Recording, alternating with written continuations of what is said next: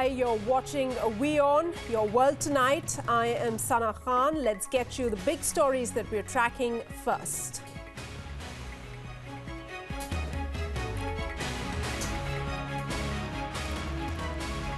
Sexist remarks from politicians in India and Pakistan. BJP lawmakers Vinay Katiyar says there are more beautiful campaigners than Priyanka Gandhi, while a Pakistani MP is harassed in parliament. Outrage on social media. India and the UAE cement partnership. Prime Minister Modi and Crown Prince Sheikh Zayed signed comprehensive strategic partnership and 13 other agreements in key areas like defense and security.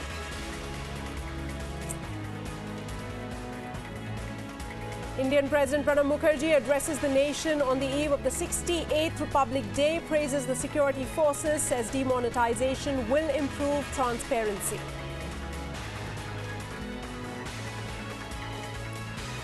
Ahead of Republic Day celebrations, government announces list of Padma Awards. For the first time, 15 unsung heroes have been chosen for the honour.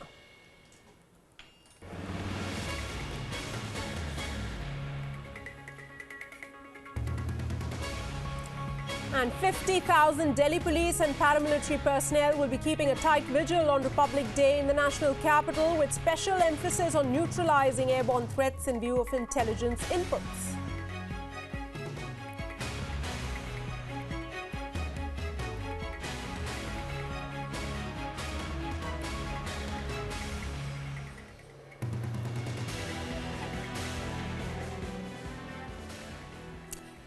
As India gears up for assembly elections in 5 states, the political atmosphere is charged, with politicians engaging in a battle of words in the run-up to polls. Some seem to be crossing the line, often blurting out sexist and demeaning comments. On Thursday, lawmakers Vinay Katiyar and Sharad Yadav not only made sexist comments but also went out of the way to defend their statements. Our chief domestic correspondent, Karthika Sharma, has this report. Delhi on Thursday saw India's politicians defend the indefensible. Both Vinay Katiyar and Sharad Yadav, members of parliament, not only passed sexist comments, but went out of the way to claim they were in the right. उनसे ज़्यादा तो बहुत सी सुंदर और भी महिलाएं लड़कियां हैं जो स्टार कैंपेनर हैं, हीरोइन हैं, कई कलाकार हैं, वो ज़्यादा हैं उनसे ज़्यादा. ये बेटी की इज्जत से भी वोट की इज्जत बड़ी है. बेटी की इज्जत जाएगी तो गांव मोहल्ले की इज्जत जाएगी. और वोट एक बार बिक गया, एक बार गड़बड़ हो गया तो इलाके की, देश की, सूबे की इज्जत और आबरू और आने वाला सपना पूरा नहीं होता. Priyanka Gandhi replied.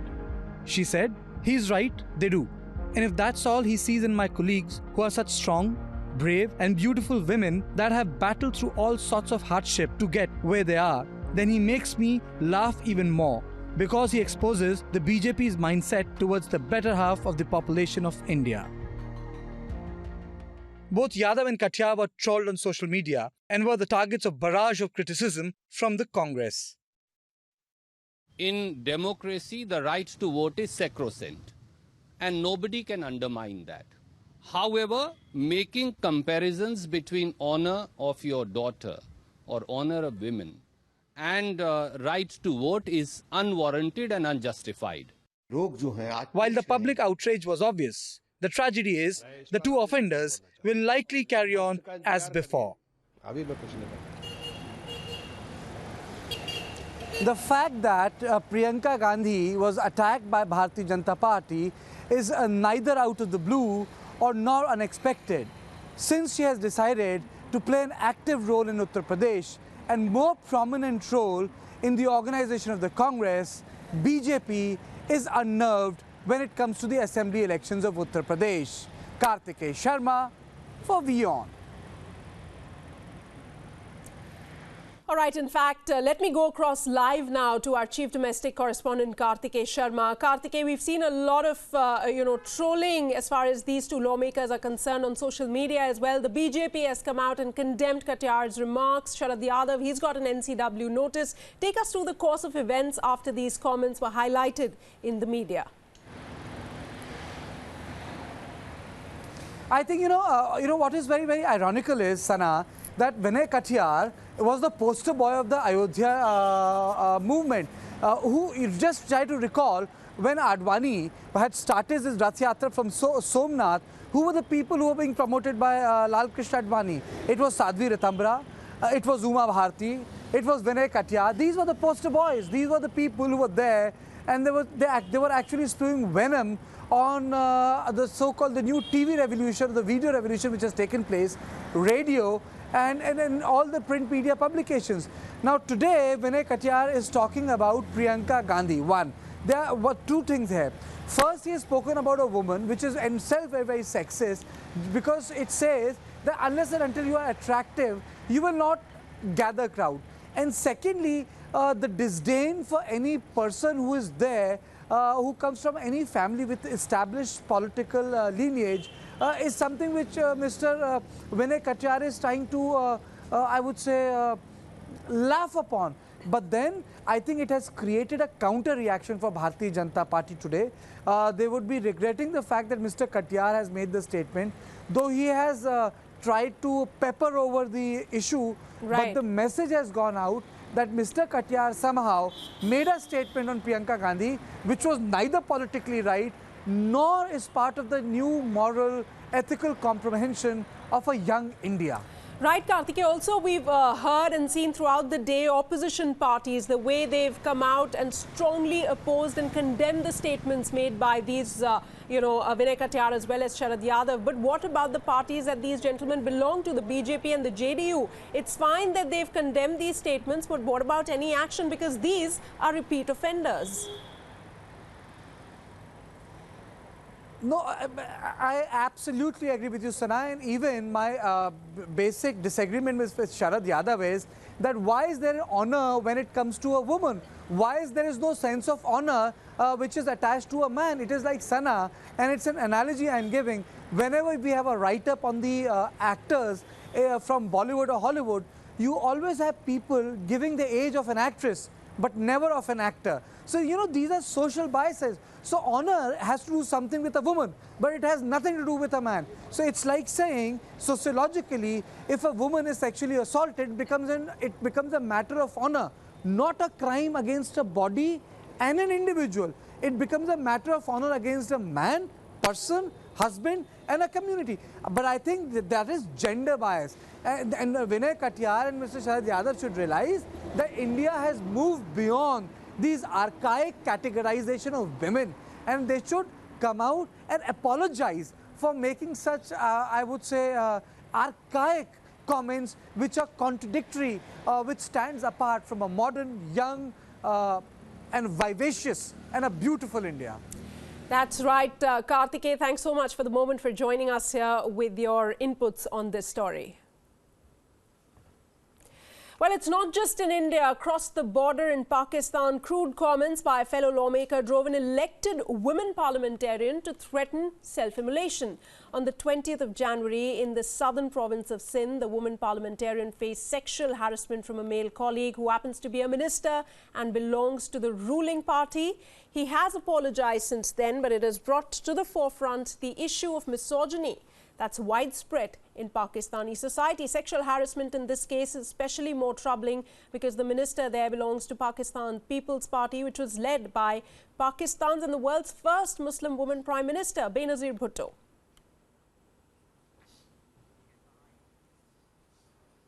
All right, joining me right now is our Pakistan Bureau Chief, Taha Siddiqui. He joins me live at this moment. Taha, like we mentioned in our report earlier, this is the party, led by Benazir Bhutto earlier on. But for the moment, after this entire episode, is the party mulling any action against Imdad Pitafi? Well, from what we know right now, we haven't heard of any action. Actually, after he apologized, the situation has sort of calmed down, and the news has also died out from the local media's coverage. Even though, I mean, this is despite the fact that Benazir's daughter, Bakhtavar Bhutto Zardari, went to Twitter and other MNAs, member of National Assembly from People's Party, went onto social media and different television shows and asked the party leadership to take action against him, at least remove his portfolio from him and discharge him from the ministerial position. But we did not see any such sort of action. Right, Taha. You know, we've had similar cases in India, and I was talking to Karthika about it. There's been massive trolling as far as these lawmakers were concerned, Sharad Yadav and Vinay Katyar. What's the reaction on social media as far as this case is concerned? Well, that's where it actually started from. The video was being shared over social media, and then the mainstream media picked it up. There have been a lot of editorials written about it. One of the leading newspapers in the country, Dawn, wrote an editorial about it, calling it a case of misogyny, and very strong-wordedly called for the party leadership to act against such members. And the fact that this is not the first time it has happened. It happens repeatedly. Not just in the parliament, not just in Sindh Assembly, but all of the rest of the parliaments and the provincial assemblies and the National Assembly too. Also, Taha, give us a sense of what the social activists back in Pakistan are saying about this case. Well, they're all demanding action against the minister, but as we mentioned earlier, no such action has been done and taken. And they've also been saying that some measures should be done because of the fact that this gets repeated every time. From what we know, just in the last few months at the National Assembly, the defense minister sort of mocked a woman and passed on sexist remarks about her. Before that, a chief minister of a province, of Sindh province, again passed a remark about another woman parliamentarian, talking about how they looked and why they dressed up and things like that. So in that sense, I mean, you know, overall, because of the misogyny at large in the Pakistani society, most of the activists feel that if the party leadership takes some action, it could send a message to the rest of the people, and they should lead by example.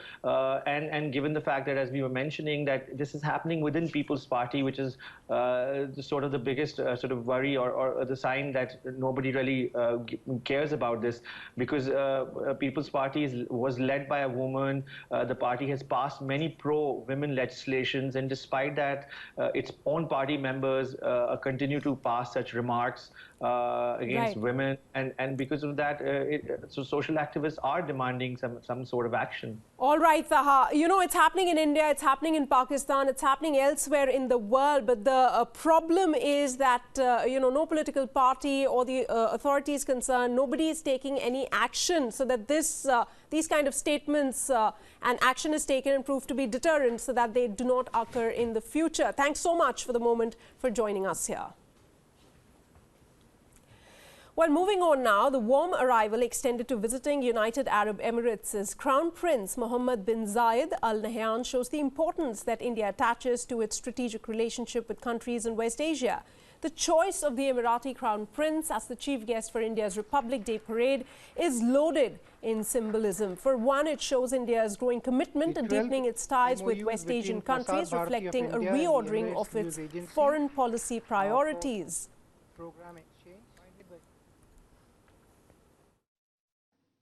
We regard UAE as an important partner in India's growth story.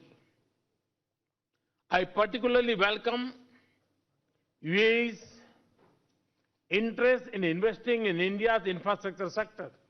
Security and defense cooperation have added growing new dimensions to our relationship. We have agreed to expand our useful cooperation. Now, Sheikh Mohammed bin Zayed Al Nahyan also brought with him billions of dollars in investment, all meant to further ties in a broad range of sectors, including defense and maritime relations. Important among them, an agreement on strategic cooperation and defense research.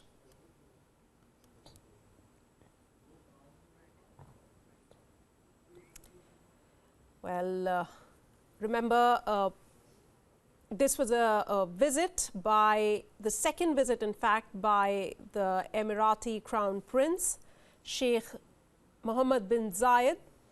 And he's also going to be the chief guest for India's Republic Day parade. Let me go across to our senior international correspondent, Padma Rao. Padma, give us a sense of how significant are these, pacts that have been signed, also the symbolism that is attached to the Crown Prince visit. Yes.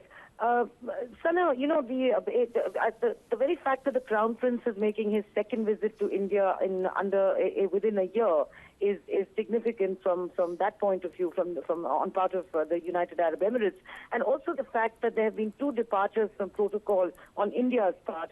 Firstly, that the Crown Prince, it is the Crown Prince and not a head of state, who's been invited as the chief guest to the Republic Day celebrations, and also the fact that Prime Minister Modi himself personally went to the airport to receive the Crown Prince, which again is an unusual departure from protocol. So obviously both sides are placing great emphasis on the nature of this relationship, which is now also expanded into a strategic relationship. So 14 pacts were signed, yes, but some analysts are not quite content because there is a $75 billion, I beg your pardon, dollar investment fund, which the UAE has been waiting to invest in India's infrastructure since August 2015, when Prime Minister Modi visited the Emirates, and that has not come through largely because the corresponding body in India has not been set up to the satisfaction, perhaps, of the investors. So that remains to be done, and the MEA is calling it, of course, euphemistically a work in progress, which is a favorite term used by the MEA, by the Ministry of External Affairs. Right. And they're pointing to the fact that $4 billion were invested so far. But there remains, much to be done, and it seems to be the old story of bureaucracy and slowness in setting this corresponding office up that has held it up. All right, Padma, thanks so much for joining us for the moment with your inputs. Now moving on, India's capital is gearing up for the 68th Republic Day celebration. Security was beefed up to prevent any untoward incident. The armed police and paramilitary personnel have been deployed at strategic places across the city. Special security arrangements have been put in place at Rajpath, a ceremonial boulevard in the capital where thousands, including the Indian President and the Prime Minister, will witness the Republic Day parade. A security blanket was spread across VIP and VVIP routes. Reportedly, over 25,000 policemen have been deployed across the capital, and a total of 50,000 security personnel will be on high alert on Republic Day. Roads are barricaded and police personnel were in fact seen checking vehicles. Security personnel have also been deployed in critical areas in Srinagar in Jammu and Kashmir. This year we have received more inputs as compared to last year. The threat perception is high if we compare the Republic Day celebration in 2016. Accordingly, in coordination and consultation with the state police, we have made elaborate security arrangements in Srinagar so as to ensure that the major function of Republic Day goes off peacefully. And the Indian government has released the names of personalities who will receive the coveted Padma Awards this year. A list with 89 names has been released on the eve of Republic Day. Government sources say the Narendra Modi government has transformed the Padma Award selection process with a mantra of no lobbying, only merit.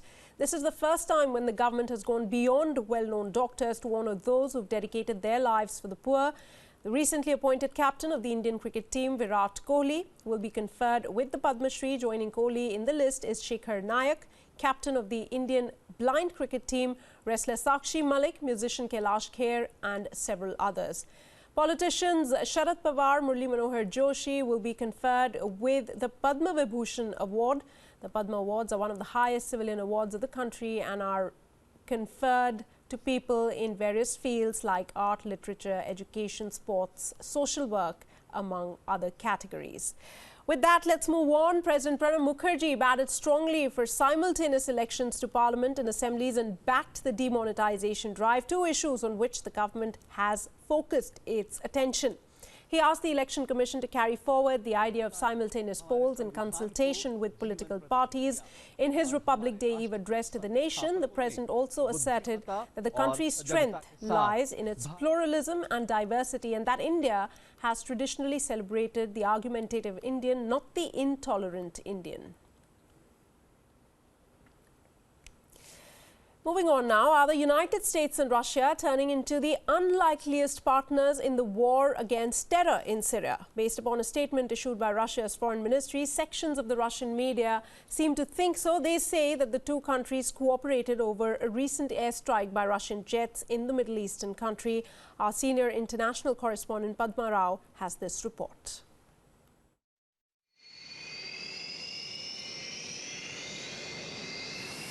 It's complicated.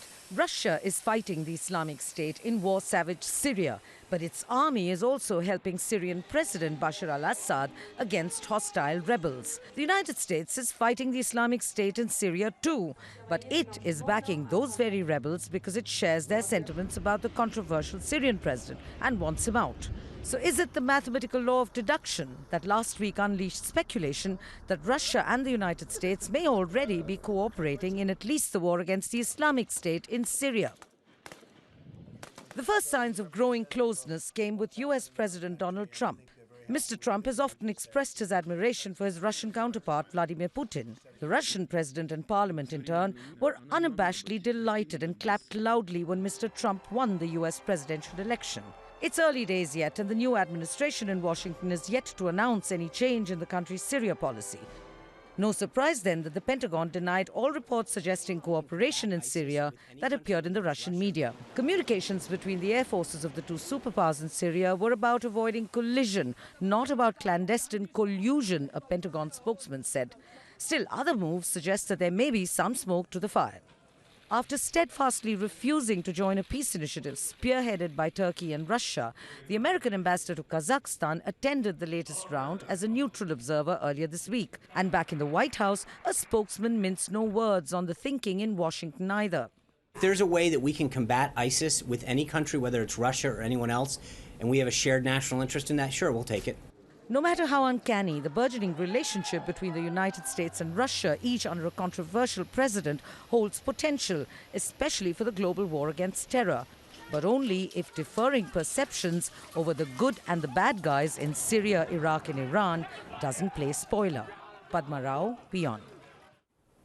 Now, US President Donald Trump, in fact, has invited Indian Prime Minister Narendra Modi for a bilateral visit to the United States this year. The two leaders spoke over telephone on Tuesday night at around 11 p.m. Indian Standard Time. And according to the White House, Trump and Modi discussed a range of issues, including economy and defense.